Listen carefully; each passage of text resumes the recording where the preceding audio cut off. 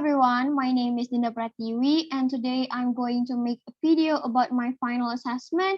It is in a major interpreting and I'm using simultaneous interpreting and I choose 3 videos at once. So without further ado, let's begin.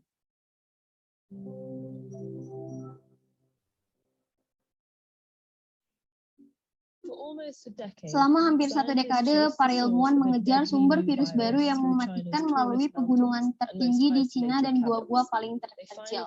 Mereka akhirnya menemukan di sini di kelelawar Gua Shito. Virus yang dimaksud adalah virus corona yang menyebabkan wabah infeksi saluran pernafasan akut atau Severe Acute Respiratory Syndrome (SARS) pada tahun 2003. Coronavirus adalah sekelompok virus yang ditutupi oleh paku atau duri protein kecil yang terlihat seperti mahkota atau crown atau corona dalam bahasa Latin. Ada ratusan virus corona yang diketahui dan 7 diantaranya menginfeksi manusia dan dapat menyebabkan penyakit. Virus corona SARS menyebabkan SARS, MERS-CoV menyebabkan MERS, dan SARS-CoV-2 menyebabkan penyakit COVID-19. Dan dari 7 human coronavirus menyebabkan pilek, infeksi ringan yang sangat menular pada hidung dan tenggorokan, hingga menginfeksi paru-paru dan menyebabkan penyakit yang jauh lebih parah. 7 penyebab dari COVID-19 memiliki cirinya masing-masing, yaitu mudah menyebar, tetapi bisa berdampak parah pada paru-paru. Ketika orang yang terinfeksi batuk, paparan udara dan liur yang mengandung virus itu akan keluar dan menginfeksi orang baru pada paparannya itu masuk ke dalam hidung dan mulutnya. Virus corona menular paling baik di ruang tertutup dan di orang-orang yang berdekatan. Cuaca dingin membuat lapisan mereka tipis dan suhu menjadi lembab memungkinkan untuk bertahan lebih lama dan terpapar virus di dalam tubuh, dan sementara sinar UV membuat itu merusaknya. Musim yang bervariasi ini lebih penting untuk virus bertahan hidup, tetapi karena belum adanya sistem kekebalan yang baru, ini memiliki begitu banyak yang terpapar sehingga tidak butuh memerlukan kondisi ideal atau menyebarnya dengan mudah. Di dalam tubuh paku protein ini terdapat sel tubuh yang menyatu dengannya yang memungkinkan virus mengambil sel tubuh dan berkembang dengan sendiri. Coronavirus menyimpan gennya pada RNA, yaitu baik virus RNA maupun virus DNA. Virus RNA cenderung lebih kecil dengan gennya yang lebih sedikit, yang berarti mereka menginfeksi banyak tubuh yang berkembang dengan cepat dengan tubuh yang terpapar tersebut. Secara umum, virus RNA tidak memiliki mekanisme dalam pengecekan atau tidak terdeteksi, sementara virus DNA memilikinya. Jadi ketika virus RNA berkembang, itu memungkinkan adanya kesalahan yang disebut mutasi, dan banyak dari mutasi ini yang berguna atau bahkan berbahaya, tetapi banyak membuat virus ini lebih cocok di lingkungan yang baru, yaitu dengan manusia yang baru. Epidemi sering terjadi pada virus berpindah dari hewan ke manusia, dan ini berlaku pada virus RNA yang menyebabkan epidemi Ebola, Zika, SARS, serta pandemi COVID-19. Dan jika sekali pada manusia itu terjadi, virus masih bermutasi, biasanya tidak membuat virus yang baru, tetapi membuat virus variasi dari spesies asalnya. Coronavirus memiliki beberapa perbedaan utama dari kebanyakan virus RNA. Mereka memiliki beberapa yang terbesar yang berarti memiliki gen yang paling banyak untuk menciptakan peluang mutasi yang berbahaya. Untuk melawan resiko ini, virus corona memiliki fitur unik, yaitu enzim yang memeriksa kesalahan replikasi dan mengoreksinya. Ini membuat virus corona jauh lebih stabil dengan tingkat mutasi yang lebih lambat daripada virus RNA lainnya. Meskipun ini terdengar hebat, tingkat mutasi itu yang lambat sebenarnya merupakan tanda yang menjanjikan untuk mengambil mereka. Dan setelah infeksi, sistem dapat mengenali kuman dan menghancurkan yang lebih cepat jika kita terinfeksi lagi, sehingga kita tidak mudah sakit.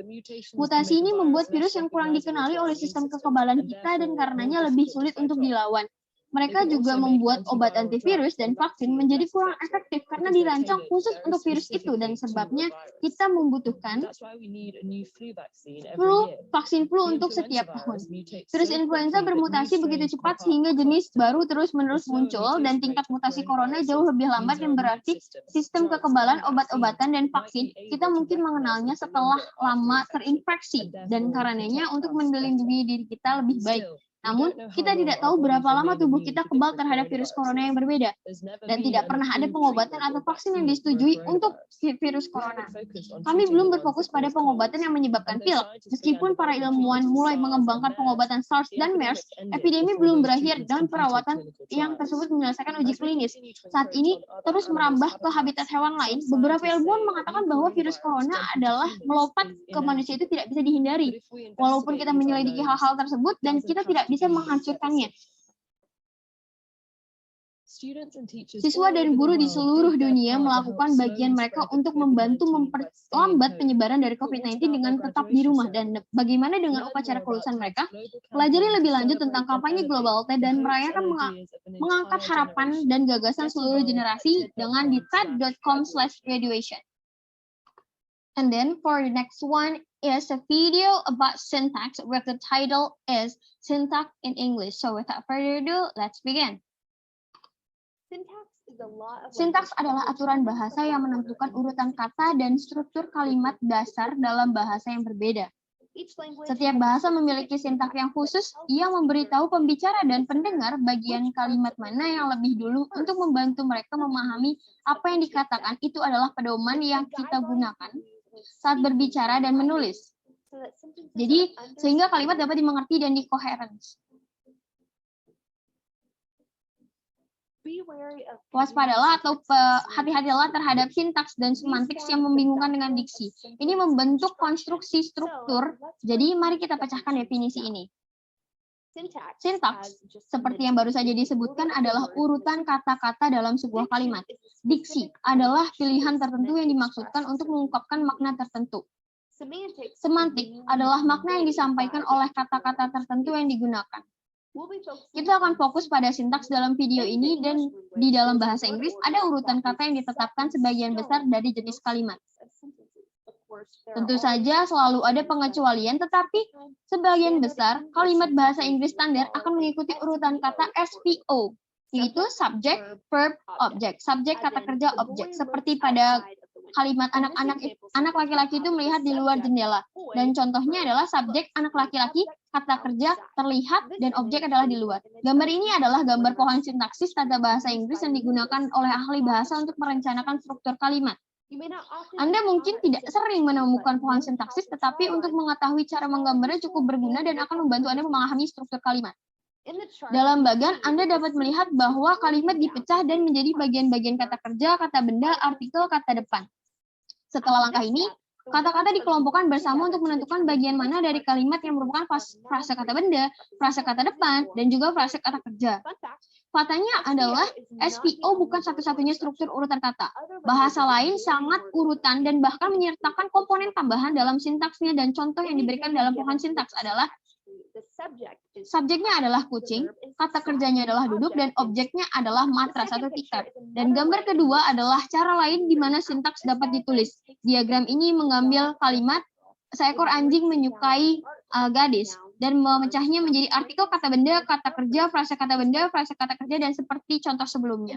Dalam kalimat ini adalah subjeknya itu seekor anjing, kata kerjanya adalah menyukai, dan objeknya adalah gadis. Sekali lagi, pohon sintaks ini tidak untuk mengintimidasi, tetapi digunakan untuk lebih memahami struktur kalimat dan mengungkapkannya sebagian tujuan yang mendalam dari kalimat.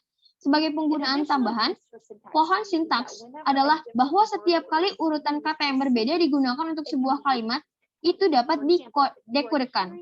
Misalnya, jika Anda mendengar kalimat dalam bahasa asing yang mengikuti urutan PSO atau variasi lainnya, membuat pohon sintaks untuk kalimat tersebut dapat membantu Anda untuk menyusun kata-kata dalam urutan SVO sehingga Anda dapat memahami apa yang dikatakan. Dan kesimpulannya adalah, 1. Sintaks adalah struktur kalimat. 2. Diksi adalah pemilihan kata untuk mengungkapkan suatu makna tertentu. 3. Semantik adalah makna yang diungkapkan dari kata-kata yang digunakan. 4. Pohon sintaks adalah alat grafik yang rapi untuk memetakan struktur kalimat dan memahami urutan kata dan bagaimana fungsinya di dunia bahasa Inggris. Terima kasih telah bergabung dengan kami untuk tutorial sintaksis ini.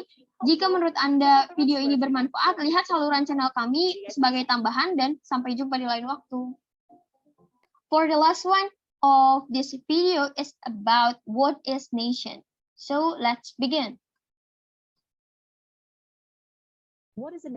Apa itu bangsa? Upaya untuk secara formal mendefinisikan bangsa sebagai konsep politik dimulai pada tahun 1882 ketika filsuf dan sejarawan Francis Ernest Renan menerbitkan esai yang berjudul Apa itu Bangsa. Dalam esai ini, Renan mendefinisikan bangsa sebagai solidaritas skala besar yang dibentuk oleh perasaan pengorbanan yang dilakukan di masa lalu dan pengorbanan yang dilakukan di masa depan. Hal ini menjelaskan mengapa Renan percaya bahwa jika kita ingin membayangkan bangsa sebagai bangsa yang baik dan layak untuk dikorbankan secara terus-menerus, kita harus menyadari bahwa itu perlu untuk proses melupakan. Sebab bagi Renan, upaya untuk mencapai persatuan bangsa baik atas nama kewarganegaraan maupun nasionalisme etnis yang melibatkan tindak kekerasan ataupun pelupaan selanjutnya.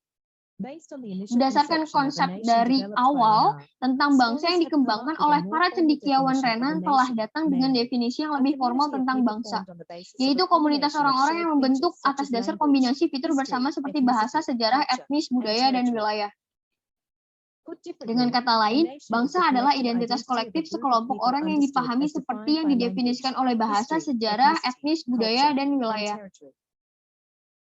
Dan karena alasan ini, suatu bangsa pada umumnya lebih terbuka secara politis daripada kelompok etnis.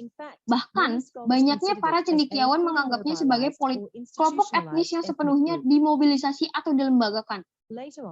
Dan kemudian, ilmuwan politik terkenal, Benedict Anderson, memandang bangsa sebagai komunitas yang dibayangkan.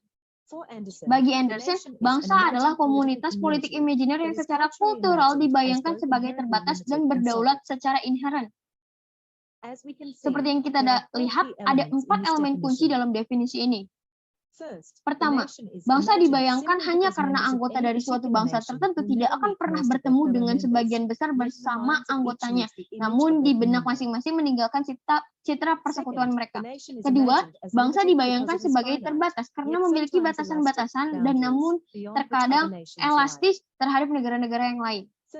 Ketiga, bangsa dibayangkan berdaulat karena konsep bangsa itu sendiri lahir pada zaman ketika pencerahan atau revolusi menghancurkan legitimasi kerajaan dinasti hierarki yang ditahbiskan oleh Buddha kepada Tuhan. Dan akhirnya, bangsa dibayangkan sebagai sebuah komunitas karena terlepas dari ketidaksetaraan dan eksploitasi aktual yang mungkin terjadi di setiap bangsa dipahami sebagai persaudaraan yang mendalam. And I think that's all about 3 videos that I have interpreted, and I have a good score for this final assessment. And thank you for watching this video, and see you. Goodbye.